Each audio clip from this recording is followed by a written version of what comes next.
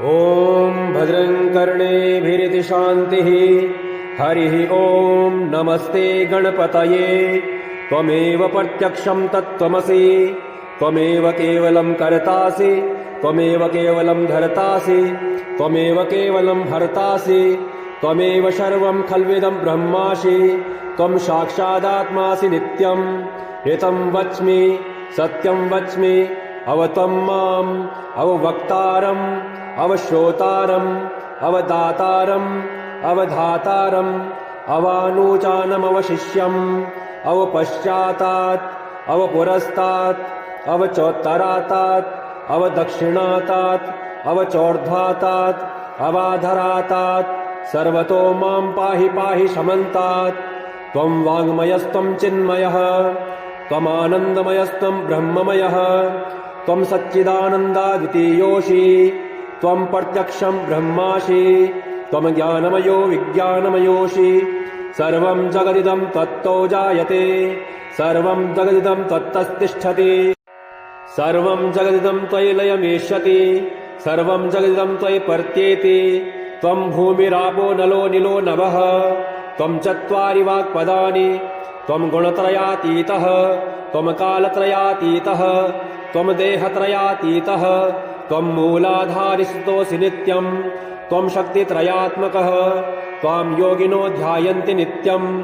त्वं ब्रह्मा त्वं विष्णुस्त्वं रुद्रस्त्वं इन्द्रस्त्वं अग्निस्त्वं वायुस्त्वं सूर्यस्त्वं चन्द्रमास्त्वं ब्रह्म भूर्भुवः सुवरोन्। गणादिं पूर्वमुच्चार्य वर्णादिं तदनन्तरम् अनुस्वारः परतरः अर्धेन्दुलसितं तारेण रुद्धम् एतत्तव मनुस्वरूपम्।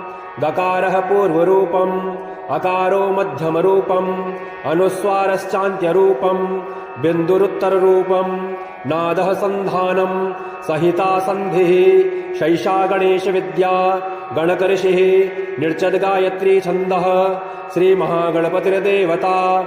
ॐ गं गणपतये नमः। एकदन्ताय विद्महे वक्रतुण्डाय धीमहि तन्नो दन्ति प्रचोदयात्। एकदन्तं चतुर्हस्तं पाशमङ्कुशधारिणम् अभयं वरदं हस्तैर्बिभ्राणं मूषकध्वजम्। रक्तं लम्बोदरं शूर्पकर्णकं रक्तवाससं रक्तगन्धानुलिप्ताङ्गं रक्तपुष्पैः सुपूजितम्। भक्तानुकम्पिनं देवं जगत्कारणमच्युतम् आविर्भूतं च सृष्ट्यादौ प्रकृतेः पुरुषात् परम्। एवं ध्यायति यो नित्यं स योगी योगिनां वरः। नमो व्रातपतये नमो गणपतये नमः। प्रमथपतये नमस्ते स्थूलम्बोदरायैकदन्ताय विघ्नविनाशिने शिवसुताय श्रीवरदमूर्तये नमो नमः। हरिः ॐ। हरिः ॐ नमस्ते गणपतये। त्वमेव प्रत्यक्षं तत्त्वमसि, त्वमेव केवलं कर्तासि, त्वमेव केवलं धर्तासि, त्वमेव केवलं हर्तासि, त्वमेव सर्वं खल्विदं ब्रह्मासि, त्वं साक्षादात्मासि नित्यं। ऋतं वच्मि सत्यं वच्मि, अवत्वं माम् अववक्तारम् अवश्रोतारम् अवदातारम् अवधातारम् अवानुचानमवशिष्यम् अवपश्चातात् अवपुरस्तात् अवचोत्तरातात् अवदक्षिणातात् अवचोर्ध्वातात् अवाधरातात् सर्वतो मां पाहि पाहि समन्तात्। त्वं वाङ्मयस्त्वं चिन्मयः, त्वमानन्दमयस्त्वं ब्रह्ममयः, त्वं सच्चिदानन्दाद्वितीयोऽसि, त्वं प्रत्यक्षं ब्रह्मासि, त्वं ज्ञानमयो विज्ञानमयोऽसि। सर्वं जगदिदं त्वत्तो जायते, सर्वं जगदिदं त्वत्तस्तिष्ठति, सर्वं जगदिदं त्वयि लयमेष्यति, सर्वं जगदिदं त्वयि पर्त्येति। त्वं भूमिरापो नलो निलो नभः, त्वं चत्वारि वाक्पदानि, त्वं गुणत्रयातीतः, त्वं कालत्रयातीतः, त्वं देहत्रयातीतः, त्वं मूलाधारिस्तोऽसि नित्यं, त्वं शक्तित्रयात्मकः, त्वां योगिनो ध्यायन्ति नित्यं। त्वं ब्रह्मा त्वं विष्णुस्त्वं रुद्रस्त्वं इन्द्रस्त्वं अग्निस्त्वं वायुस्त्वं सूर्यस्त्वं चन्द्रमास्त्वं ब्रह्म भूर्भुवः सुवरोन्। गणादिं पूर्वमुच्चार्य वर्णादिं तदनन्तरम् अनुस्वारः परतरः अर्धेन्दुलसितं तारेण रुद्धम् एतत्तव मनुस्वरूपम् गकारः पूर्वरूपम् अकारो मध्यमरूपम् अनुस्वारश्चान्त्यरूपम् बिन्दुरुत्तररूपम् नादः सन्धानम् सहिता सन्धिः शैषा गणेशविद्या गणकऋषिः निर्चद्गायत्री छन्दः श्रीमहागणपतिर्देवता। ॐ गं गणपतये नमः।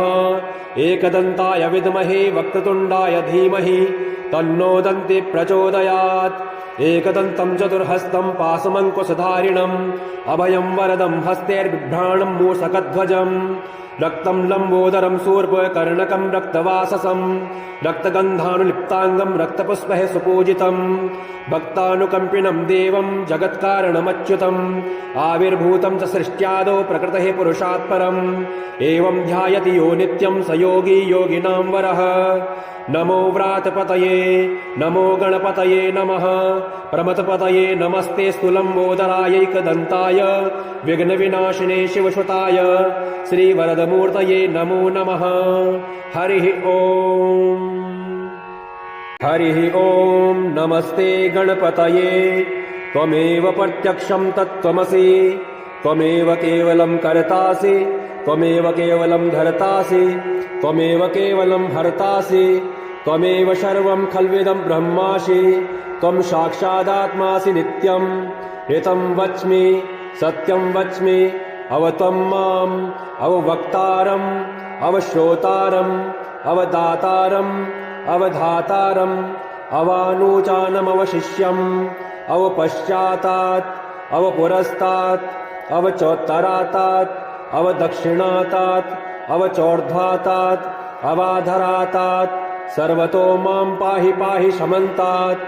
त्वं वाङ्मयस्त्वं चिन्मयः त्वमानन्दमयस्त्वं ब्रह्ममयः त्वं सच्चिदानन्दाद्वितीयोऽसि त्वं प्रत्यक्षं ब्रह्मासि त्वं ज्ञानमयो विज्ञानमयोऽसि सर्वं जगदिदं तत्तो जायते सर्वं जगदिदं तत्तस्तिष्ठति सर्वं जगदिदं त्वयि लयमेष्यति सर्वं जगदिदं त्वयि पर्त्येति त्वं भूमिरापो नलो निलो नभः त्वं चत्वारि वाक्पदानि त्वं गुणत्रयातीतः त्वं कालत्रयातीतः त्वं देहत्रयातीतः त्वं मूलाधारिस्तोऽसि नित्यं त्वं शक्तित्रयात्मकः त्वां योगिनो ध्यायन्ति नित्यं त्वं ब्रह्मा त्वं विष्णुस्त्वं रुद्रस्त्वं इन्द्रस्त्वं अग्निस्त्वं वायुस्त्वं सूर्यस्त्वं चन्द्रमास्त्वं ब्रह्म भूर्भुवः सुवरों गणादिं पूर्वमुच्चार्य वर्णादिं तदनन्तरम् अनुस्वारः परतरः अर्धेन्दुलसितं तारेण रुद्धम् एतत्तव मनुस्वरूपम् गकारः पूर्वरूपम् अकारो मध्यमरूपम् अनुस्वारश्चान्त्यरूपम् बिन्दुरुत्तररूपम् नादः सन्धानम् सहिता सन्धिः शैषा गणेशविद्या गणकऋषिः निर्चद्गायत्री छन्दः श्रीमहागणपतिर्देवता। ॐ गं गणपतये नमः। एकदन्ताय विद्महे वक्रतुण्डाय धीमहि तन्नो दन्ति प्रचोदयात्। एकदन्तं चतुर्हस्तं पाशमङ्कुशधारिणम् अभयं वरदं हस्तैर्बिभ्राणं मूषकध्वजम् रक्तं लम्बोदरं शूर्पकर्णकं रक्तवाससं रक्तगन्धानुलिप्ताङ्गं रक्तपुष्पैः सुपूजितं भक्तानुकम्पिनं देवं जगत्कारणमच्युतम् आविर्भूतं च सृष्ट्यादौ प्रकृतेः पुरुषात् परम् एवं ध्यायति यो नित्यं स योगी योगिनां वरः। नमो व्रातपतये नमो गणपतये नमः। प्रमथपतये नमस्ते स्थूलम्बोदरायैकदन्ताय विघ्नविनाशिने शिवसुताय श्रीवरदमूर्तये नमो नमः। हरिः ॐ। हरिः ॐ। नमस्ते गणपतये त्वमेव प्रत्यक्षं तत्त्वमसि त्वमेव केवलं कर्तासि त्वमेव केवलं धर्तासि त्वमेव केवलं हर्तासि त्वमेव सर्वं खल्विदं ब्रह्मासि त्वं साक्षादात्मासि नित्यं ऋतं वच्मि सत्यं वच्मि अवत्वं माम् अववक्तारम् अवश्रोतारम् अवदातारम् अवधातारम् अवानूचानमवशिष्यम् अवपश्चातात् अवपुरस्तात् अवचोत्तरातात् अवदक्षिणातात् अवचोर्ध्वातात् अवाधरातात् सर्वतो मां पाहि पाहि शमन्तात् त्वं वाङ्मयस्त्वं चिन्मयः त्वमानन्दमयस्त्वं ब्रह्ममयः त्वं सच्चिदानन्दाद्वितीयोऽसि त्वं प्रत्यक्षं ब्रह्मासि त्वं ज्ञानमयो विज्ञानमयोऽसि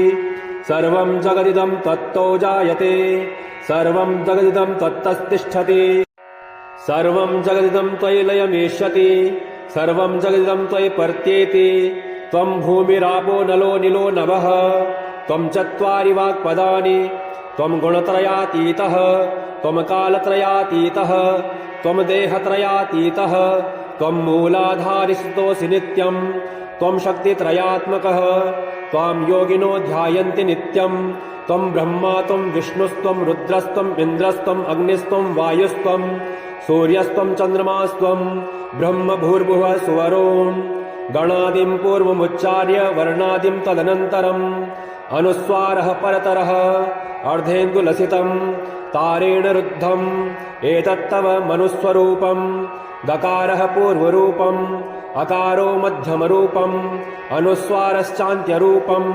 बिन्दुरुत्तररूपम् नादः सन्धानम् सहिता सन्धिः शैषा गणेशविद्या गणकऋषिः निर्चद्गायत्री छन्दः श्रीमहागणपतिर्देवता ॐ गं गणपतये नमः एकदन्ताय विद्महे वक्रतुण्डाय धीमहि तन्नो दन्ति प्रचोदयात् एकदन्तं चतुर्हस्तं पाशमङ्कुशधारिणम् अभयं वरदं हस्तैर्बिभ्राणं मूषकध्वजम् रक्तं लम्बोदरं शूर्पकर्णकं रक्तवाससं रक्तगन्धानुलिप्ताङ्गं रक्तपुष्पैः सुपूजितं भक्तानुकम्पिनं देवं जगत्कारणमच्युतम् आविर्भूतं च सृष्ट्यादौ प्रकृतेः पुरुषात् परम् एवं ध्यायति यो नित्यं स योगी योगिनां वरः नमो व्रातपतये नमो गणपतये नमः प्रमथपतये नमस्ते स्थूलम्बोदरायैकदन्ताय विघ्नविनाशिने शिवसुताय श्रीवरदमूर्तये नमो नमः हरिः ॐ नमस्ते गणपतये त्वमेव प्रत्यक्षं तत्त्वमसि त्वमेव केवलं कर्तासि त्वमेव केवलं धर्तासि त्वमेव केवलं हर्तासि त्वमेव सर्वं खल्विदं ब्रह्मासि त्वं साक्षादात्मासि नित्यं ऋतं वच्मि सत्यं वच्मि अवत्वं माम् अववक्तारम् अवश्रोतारम् अवदातारम् अवधातारम् अवानूचानमवशिष्यम् अवपश्चातात् अवपुरस्तात् अवचोत्तरातात् अवदक्षिणातात् अवचोर्ध्वातात् अवाधरातात् सर्वतो मां पाहि पाहि शमन्तात् त्वं वाङ्मयस्त्वं चिन्मयः त्वमानन्दमयस्त्वं ब्रह्ममयः त्वं सच्चिदानन्दाद्वितीयोऽसि त्वं प्रत्यक्षं ब्रह्मासि त्वं ज्ञानमयो विज्ञानमयोऽसि सर्वं जगदिदं त्वत्तो जायते सर्वं जगदिदं त्वत्तस्तिष्ठति सर्वं जगदिदं त्वयि लयमेष्यति सर्वं जगदिदं त्वयि पर्त्येति त्वं भूमिरापो नलो निलो नभः त्वं चत्वारि वाक्पदानि त्वं गुणत्रयातीतः त्वं कालत्रयातीतः त्वं देहत्रयातीतः त्वं मूलाधारिस्तोऽसि नित्यं त्वं शक्तित्रयात्मकः त्वां योगिनो ध्यायन्ति नित्यं त्वं ब्रह्मा त्वं विष्णुस्त्वं रुद्रस्त्वम् इन्द्रस्त्वम् अग्निस्त्वं वायुस्त्वं सूर्यस्त्वं चन्द्रमास्त्वं ब्रह्म भूर्भुवः सुवरों गणादिं पूर्वमुच्चार्य वर्णादिं तदनन्तरम् अनुस्वारः परतरः अर्धेन्दुलसितं तारेण रुद्धम् एतत्तव मनुस्वरूपम् गकारः पूर्वरूपम् अकारो मध्यमरूपम् अनुस्वारश्चान्त्यरूपम् बिन्दुरुत्तररूपम् नादः सन्धानम् सहिता सन्धिः शैषा गणेशविद्या गणकऋषिः निर्चद्गायत्री छन्दः श्रीमहागणपतिर्देवता ॐ गं गणपतये नमः एकदन्ताय विद्महे वक्रतुण्डाय धीमहि तन्नो दन्ति प्रचोदयात् एकदन्तं चतुर्हस्तं पाशमङ्कुशधारिणम् अभयं वरदं हस्तैर्बिभ्राणं मूषकध्वजम् रक्तं लम्बोदरं शूर्पकर्णकं रक्तवाससं रक्तगन्धानुलिप्ताङ्गं रक्तपुष्पैः सुपूजितं भक्तानुकम्पिनं देवं जगत्कारणमच्युतम् आविर्भूतं च सृष्ट्यादौ प्रकृतेः पुरुषात् परम् एवं ध्यायति यो नित्यं स योगी योगिनां वरः। नमो व्रातपतये नमो गणपतये नमः प्रमथपतये नमस्ते स्थूलम्बोदरायैकदन्ताय विघ्नविनाशिने शिवसुताय श्रीवरदमूर्तये नमो नमः। हरिः ओम्। हरिः ओम्। नमस्ते गणपतये त्वमेव प्रत्यक्षं तत्त्वमसि त्वमेव केवलं कर्तासि त्वमेव केवलं धर्तासि त्वमेव केवलं हर्तासि त्वमेव सर्वं खल्विदं ब्रह्मासि त्वं साक्षादात्मासि नित्यं ऋतं वच्मि सत्यं वच्मि अवतं माम् अववक्तारम् अवश्रोतारम् अवदातारम् अवधातारम् अवानूचानमवशिष्यम् अवपश्चातात् अवपुरस्तात् अवचोत्तरातात् अवदक्षिणातात् अवचोर्ध्वातात् अवाधरातात् सर्वतो मां पाहि पाहि समन्तात्। त्वं वाङ्मयस्त्वं चिन्मयः त्वमानन्दमयस्त्वं ब्रह्ममयः त्वं सच्चिदानन्दाद्वितीयोऽसि त्वं प्रत्यक्षं ब्रह्मासि त्वं ज्ञानमयो विज्ञानमयोऽसि सर्वं जगदिदं तत्तो जायते सर्वं जगदिदं तत्तस्तिष्ठति सर्वं जगदिदं त्वयि लयमेष्यति सर्वं जगदिदं त्वयि पर्त्येति त्वं भूमिरापो नलो निलो नभः त्वं चत्वारि वाक्पदानि त्वं गुणत्रयातीतः त्वं कालत्रयातीतः त्वं देहत्रयातीतः त्वं मूलाधारिस्तोऽसि नित्यं त्वं शक्तित्रयात्मकः त्वां योगिनो ध्यायन्ति नित्यं त्वं ब्रह्मा त्वं विष्णुस्त्वं रुद्रस्त्वं इन्द्रस्त्वं अग्निस्त्वं वायुस्त्वं सूर्यस्त्वं चन्द्रमास्त्वं ब्रह्म भूर्भुवः सुवरों गणादिं पूर्वमुच्चार्य वर्णादिं तदनन्तरम् अनुस्वारः परतरः अर्धेन्दुलसितं तारेण रुद्धम् एतत्तव मनुस्वरूपम् गकारः पूर्वरूपम् अकारो मध्यमरूपम् अनुस्वारश्चान्त्यरूपम् बिन्दुरुत्तररूपम् नादः सन्धानम् सहिता सन्धिः शैषा गणेशविद्या गणकऋषिः निर्चद्गायत्री छन्दः श्रीमहागणपतिर्देवता। ॐ गं गणपतये नमः। एकदन्ताय विद्महे वक्रतुण्डाय धीमहि तन्नो दन्ति प्रचोदयात्। एकदन्तं चतुर्हस्तं पाशमङ्कुशधारिणम् अभयं वरदं हस्तैर्बिभ्राणं मूषकध्वजम् रक्तं लम्बोदरं शूर्पकर्णकं रक्तवाससं रक्तगन्धानुलिप्ताङ्गं रक्तपुष्पैः सुपूजितं भक्तानुकम्पिनं देवं जगत्कारणमच्युतम् आविर्भूतं च सृष्ट्यादौ प्रकृतेः पुरुषात् परम् एवं ध्यायति यो नित्यं स योगी योगिनां वरः। नमो व्रातपतये नमो गणपतये नमः प्रमथपतये नमस्ते स्थूलम्बोदरायैकदन्ताय विघ्नविनाशिने शिवसुताय श्रीवरदमूर्तये नमो नमः। हरिः ओम्। हरिः ओम्। नमस्ते गणपतये त्वमेव प्रत्यक्षं तत्त्वमसि त्वमेव केवलं कर्तासि त्वमेव केवलं धर्तासि त्वमेव केवलं हर्तासि त्वमेव सर्वं खल्विदं ब्रह्मासि त्वं साक्षादात्मासि नित्यं ऋतं वच्मि सत्यं वच्मि अवतं माम् अववक्तारम् अवश्रोतारम् अवदातारम् अवधातारम् अवानूचानमवशिष्यम् अवपश्चातात् अवपुरस्तात् अवचोत्तरातात् अवदक्षिणातात् अवचोर्ध्वातात् अवाधरातात् सर्वतो मां पाहि पाहि समन्तात्। त्वं वाङ्मयस्त्वं चिन्मयः त्वमानन्दमयस्त्वं ब्रह्ममयः त्वं सच्चिदानन्दाद्वितीयोऽसि त्वं प्रत्यक्षं ब्रह्मासि त्वं ज्ञानमयो विज्ञानमयोऽसि सर्वं जगदिदं तत्तो जायते सर्वं जगदिदं तत्तस्तिष्ठति सर्वं जगदिदं त्वयि लयमेष्यति सर्वं जगदिदं त्वयि पर्त्येति त्वं भूमिरापो नलो निलो नभः त्वं चत्वारि वाक्पदानि त्वं गुणत्रयातीतः त्वं कालत्रयातीतः त्वं देहत्रयातीतः त्वं मूलाधारिस्तोऽसि नित्यं त्वं शक्तित्रयात्मकः त्वां योगिनो ध्यायन्ति नित्यं त्वं ब्रह्मा त्वं विष्णुस्त्वं रुद्रस्त्वं इन्द्रस्त्वं अग्निस्त्वं वायुस्त्वं सूर्यस्त्वं चन्द्रमास्त्वं ब्रह्म भूर्भुवः सुवरों गणादिं पूर्वमुच्चार्य वर्णादिं तदनन्तरम् अनुस्वारः परतरः अर्धेन्दुलसितं तारेण रुद्धम् एतत्तव मनुस्वरूपम् दकारः पूर्वरूपम् अकारो मध्यमरूपम् अनुस्वारश्चान्त्यरूपम् बिन्दुरुत्तररूपम् नादः सन्धानम् सहिता सन्धिः शैषा गणेशविद्या गणकऋषिः निर्चद्गायत्री छन्दः श्रीमहागणपतिर्देवता ॐ गं गणपतये नमः।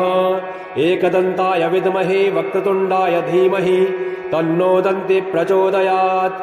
एकदन्तं चतुर्हस्तं पाशमङ्कुशधारिणम् अभयं वरदं हस्तैर्बिभ्राणं मूषकध्वजम् रक्तं लम्बोदरं शूर्पकर्णकं रक्तवाससं रक्तगन्धानुलिप्ताङ्गं रक्तपुष्पैः सुपूजितं भक्तानुकम्पिनं देवं जगत्कारणमच्युतम् आविर्भूतं च सृष्ट्यादौ प्रकृतेः पुरुषात् परम् एवं ध्यायति यो नित्यं स योगी योगिनां वरः।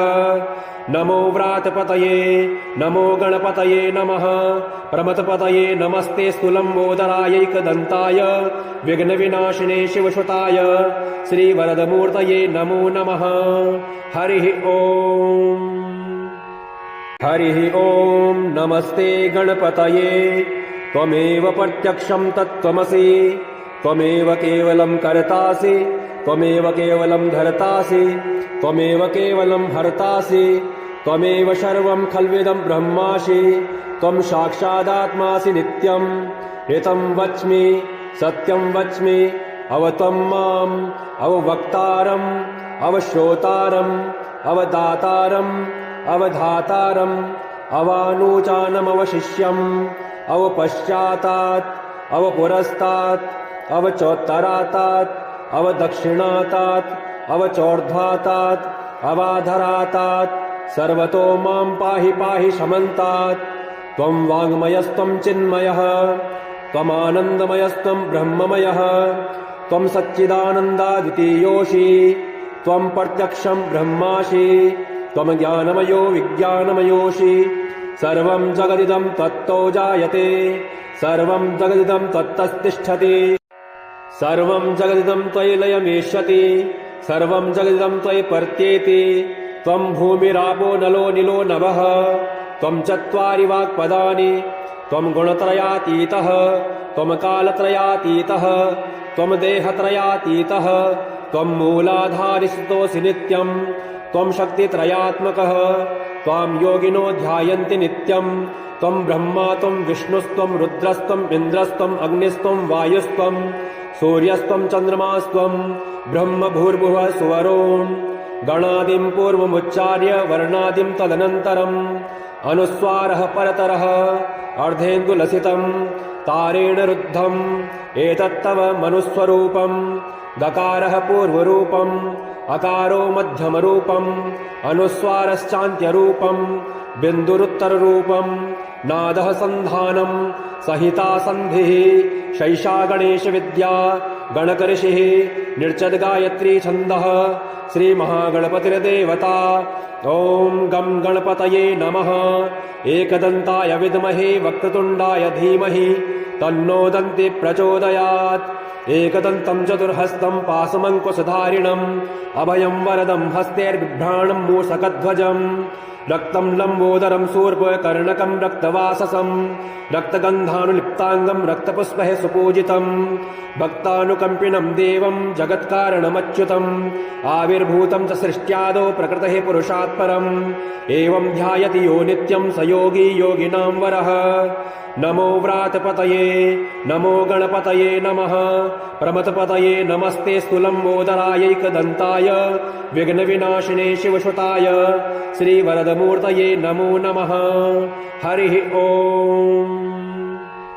हरिः ॐ नमस्ते गणपतये त्वमेव प्रत्यक्षं तत्त्वमसि त्वमेव केवलं कर्तासि त्वमेव केवलं धर्तासि त्वमेव केवलं हर्तासि त्वमेव सर्वं खल्विदं ब्रह्मासि त्वं साक्षादात्मासि नित्यं ऋतं वच्मि सत्यं वच्मि अवत्वं माम् अववक्तारम् अवश्रोतारम् अवदातारम् अवधातारम् अवानुचानमवशिष्यम् अवपश्चातात् अवपुरस्तात् अवचोत्तरातात् अवदक्षिणातात् अवचोर्ध्वातात् अवाधरातात् सर्वतो मां पाहि पाहि समन्तात् त्वं वाङ्मयस्त्वं चिन्मयः त्वमानन्दमयस्त्वं ब्रह्ममयः त्वं सच्चिदानन्दाद्वितीयोऽसि त्वं प्रत्यक्षं ब्रह्मासि त्वं ज्ञानमयो विज्ञानमयोऽसि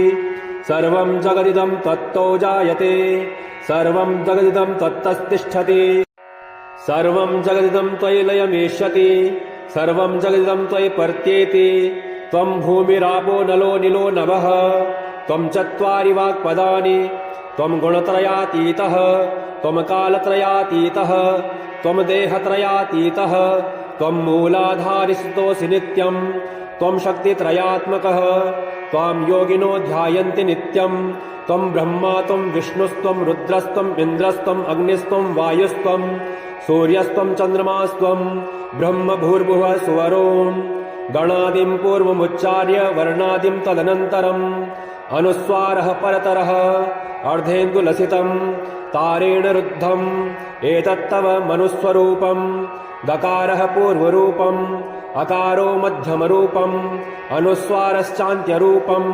बिन्दुरुत्तररूपम् नादः सन्धानम् सहिता सन्धिः शैषा गणेशविद्या गणकऋषिः निर्चद्गायत्री छन्दः श्रीमहागणपतिर्देवता ॐ गं गणपतये नमः एकदन्ताय विद्महे वक्रतुण्डाय धीमहि तन्नो दन्ति प्रचोदयात् एकदन्तं चतुर्हस्तं पाशमङ्कुशधारिणम् अभयं वरदं हस्तैर्बिभ्राणं मूषकध्वजम् रक्तं लम्बोदरं शूर्पकर्णकं रक्तवाससं रक्तगन्धानुलिप्ताङ्गं रक्तपुष्पैः सुपूजितं भक्तानुकम्पिनं देवं जगत्कारणमच्युतम् आविर्भूतं च सृष्ट्यादौ प्रकृतेः पुरुषात् परम् एवं ध्यायति यो नित्यं स योगी योगिनां वरः नमो व्रातपतये नमो गणपतये नमः प्रमथपतये नमस्ते स्थूलम्बोदरायैकदन्ताय विघ्नविनाशिने शिवसुताय श्रीवरदमूर्तये नमो नमः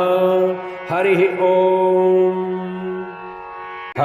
ॐ नमस्ते गणपतये त्वमेव प्रत्यक्षं तत्त्वमसि त्वमेव केवलं कर्तासि त्वमेव केवलं धर्तासि त्वमेव केवलं हर्तासि त्वमेव सर्वं खल्विदं ब्रह्मासि त्वं साक्षादात्मासि नित्यं ऋतं वच्मि सत्यं वच्मि अवत्वं माम् अववक्तारम् अवश्रोतारम् अवदातारम् अवधातारम् अवानुचानमवशिष्यम् अवपश्चातात् अवपुरस्तात् अवचोत्तरातात् अवदक्षिणातात् अवचोर्ध्वातात् अवाधरातात् सर्वतो मां पाहि पाहि समन्तात् त्वं वाङ्मयस्त्वं चिन्मयः त्वमानन्दमयस्त्वं ब्रह्ममयः त्वं सच्चिदानन्दाद्वितीयोऽसि त्वं प्रत्यक्षं ब्रह्मासि त्वं ज्ञानमयो विज्ञानमयोऽसि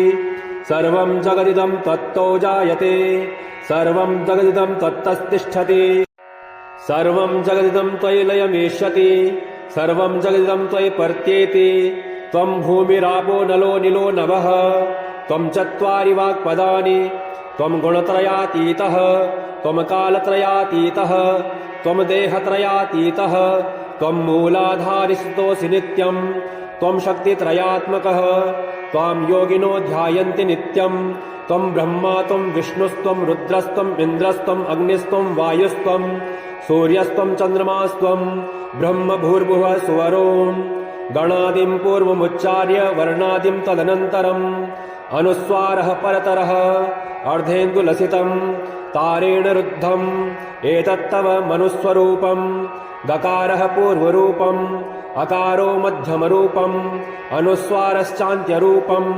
बिन्दुरुत्तररूपम् नादः सन्धानम् संहिता सन्धिः शैषा गणेश विद्या गणकऋषिः निर्चद गायत्री छन्दः श्री महागणपतिर्देवता। ॐ गं गणपतये नमः। एकदन्ताय विद्महे वक्रतुण्डाय धीमहि तन्नो दन्ति प्रचोदयात्। एकदन्तं चतुर्हस्तं पाशमङ्कुशधारिणम् अभयं वरदं हस्तैर्बिभ्राणं मूषकध्वजम् रक्तं लम्बोदरं शूर्पकर्णकं रक्तवाससं रक्तगन्धानुलिप्ताङ्गं रक्तपुष्पैः सुपूजितम् भक्तानुकम्पिनं देवं जगत्कारणमच्युतम् आविर्भूतं च सृष्ट्यादौ प्रकृतेः पुरुषात् परम् एवं ध्यायति यो नित्यं स योगी योगिनां वरः। नमो व्रातपतये नमो गणपतये नमः। प्रमथपतये नमस्ते स्थूलम्बोदरायैकदन्ताय विघ्नविनाशिने शिवसुताय श्रीवरदमूर्तये नमो नमः। हरिः ॐ। हरिः ॐ। नमस्ते गणपतये त्वमेव प्रत्यक्षं तत्त्वमसि त्वमेव केवलं कर्तासि त्वमेव केवलं धर्तासि त्वमेव केवलं हर्तासि त्वमेव सर्वं खल्विदं ब्रह्मासि त्वं साक्षादात्मासि नित्यं ऋतं वच्मि सत्यं वच्मि अवत्वं माम् अववक्तारम् अवश्रोतारम् अवदातारम् अवधातारम् अवानुचानमवशिष्यम् अवपश्चातात् अवपुरस्तात् अवचोत्तरातात् अवदक्षिणातात् अवचोर्ध्वातात् अवाधरातात् सर्वतो मां पाहि पाहि समन्तात्। त्वं वाङ्मयस्त्वं चिन्मयः त्वमानन्दमयस्त्वं ब्रह्ममयः त्वं सच्चिदानन्दाद्वितीयोऽसि त्वं प्रत्यक्षं ब्रह्मासि त्वं ज्ञानमयो विज्ञानमयोऽसि सर्वं जगदिदं तत्तो जायते सर्वं जगदिदं तत्तस्तिष्ठति सर्वं जगदिदं त्वयि लयमेष्यति सर्वं जगदिदं त्वयि पर्त्येति त्वं भूमिरापो नलो निलो नभः त्वं चत्वारि वाक्पदानि त्वं गुणत्रयातीतः त्वं कालत्रयातीतः त्वं देहत्रयातीतः त्वं मूलाधारिस्थितोऽसि नित्यं त्वं शक्तित्रयात्मकः त्वां योगिनो ध्यायन्ति नित्यं त्वं ब्रह्मा त्वं विष्णुस्त्वं रुद्रस्त्वं इन्द्रस्त्वं अग्निस्त्वं वायुस्त्वं सूर्यस्त्वं चन्द्रमास्त्वं ब्रह्म भूर्भुवः सुवरों गणादिं पूर्वमुच्चार्य वर्णादिं तदनन्तरम् अनुस्वारः परतरः अर्धेन्दुलसितं तारेण रुद्धम् एतत्तव मनुस्वरूपम् गकारः पूर्वरूपम् अकारो मध्यमरूपम् अनुस्वारश्चान्त्यरूपम् बिन्दुरुत्तररूपम् नादः सन्धानम् संहिता सन्धिः शैषा गणेश विद्या गणकऋषिः निर्चद गायत्री छन्दः श्री महागणपतिर्देवता। ॐ गं गणपतये नमः। एकदन्ताय विद्महे वक्रतुण्डाय धीमहि तन्नो दन्ति प्रचोदयात्। एकदन्तं चतुर्हस्तं पाशमङ्कुशधारिणम् अभयं वरदं हस्तैर्बिभ्राणं मूषकध्वजम् रक्तं लम्बोदरं शूर्पकर्णकं रक्तवाससं रक्तगन्धानुलिप्ताङ्गं रक्तपुष्पैः सुपूजितं भक्तानुकम्पिनं देवं जगत्कारणमच्युतम् आविर्भूतं च सृष्ट्यादौ प्रकृतेः पुरुषात् परम् एवं ध्यायति यो नित्यं स योगी योगिनां वरः। नमो व्रातपतये नमो गणपतये नमः। प्रमथपतये नमस्ते स्थूलम्बोदरायैकदन्ताय विघ्नविनाशिने शिवसुताय श्रीवरदमूर्तये नमो नमः। हरिः ॐ। हरिः ॐ। नमस्ते गणपतये त्वमेव प्रत्यक्षं तत्त्वमसि त्वमेव केवलं कर्तासि त्वमेव केवलं धर्तासि त्वमेव केवलं हर्तासि त्वमेव सर्वं खल्विदं ब्रह्मासि त्वं साक्षादात्मासि नित्यं ऋतं वच्मि सत्यं वच्मि अवत्वं माम् अववक्तारम् अवश्रोतारम् अवदातारम् अवधातारम् अवानुचानमवशिष्यम् अवपश्चातात् अवपुरस्तात् अवचोत्तरातात् अवदक्षिणातात् अवचोर्ध्वातात् अवाधरातात् सर्वतो मां पाहि पाहि समन्तात्। त्वं वाङ्मयस्त्वं चिन्मयः त्वमानन्दमयस्त्वं ब्रह्ममयः त्वं सच्चिदानन्दाद्वितीयोऽसि त्वं प्रत्यक्षं ब्रह्मासि त्वं ज्ञानमयो विज्ञानमयोऽसि सर्वं जगदिदं त्वत्तो जायते सर्वं जगदिदं त्वत्तस्तिष्ठति सर्वं जगदिदं त्वयि लयमेष्यति सर्वं जगदिदं त्वयि पर्त्येति त्वं भूमिरापो नलो निलो नभः त्वं चत्वारि वाक्पदानि त्वं गुणत्रयातीतः त्वं कालत्रयातीतः त्वं देहत्रयातीतः त्वं मूलाधारिस्तोऽसि नित्यं त्वं शक्तित्रयात्मकः त्वां योगिनो ध्यायन्ति नित्यं त्वं ब्रह्मा त्वं विष्णुस्त्वं रुद्रस्त्वम् इन्द्रस्त्वम् अग्निस्त्वं वायुस्त्वं सूर्यस्त्वं चन्द्रमास्त्वं ब्रह्म भूर्भुवः सुवरों गणादिं पूर्वमुच्चार्य वर्णादिं तदनन्तरम् अनुस्वारः परतरः अर्धेन्दुलसितं तारेण रुद्धम् एतत्तव मनुस्वरूपम् गकारः पूर्वरूपम् अकारो मध्यमरूपम् अनुस्वारश्चान्त्यरूपम् बिन्दुरुत्तररूपम् नादः सन्धानम् सहिता सन्धिः शैषा गणेशविद्या गणकऋषिः निर्चद्गायत्री छन्दः श्रीमहागणपतिर्देवता ॐ गं गणपतये नमः एकदन्ताय विद्महे वक्रतुण्डाय धीमहि तन्नो दन्ति प्रचोदयात् एकदन्तं चतुर्हस्तं पाशमङ्कुशधारिणम् अभयं वरदं हस्तैर्बिभ्राणं मूषकध्वजम् रक्तं लम्बोदरं शूर्पकर्णकं रक्तवाससं रक्तगन्धानुलिप्ताङ्गं रक्तपुष्पैः सुपूजितं भक्तानुकम्पिनं देवं जगत्कारणमच्युतम् आविर्भूतं च सृष्ट्यादौ प्रकृतेः पुरुषात् परम् एवं ध्यायति यो नित्यं स योगी योगिनां वरः नमो व्रातपतये नमो गणपतये नमः प्रमथपतये नमस्ते स्थूलम्बोदरायैकदन्ताय विघ्नविनाशिने शिवसुताय श्रीवरदमूर्तये नमो नमः हरिः ओम्।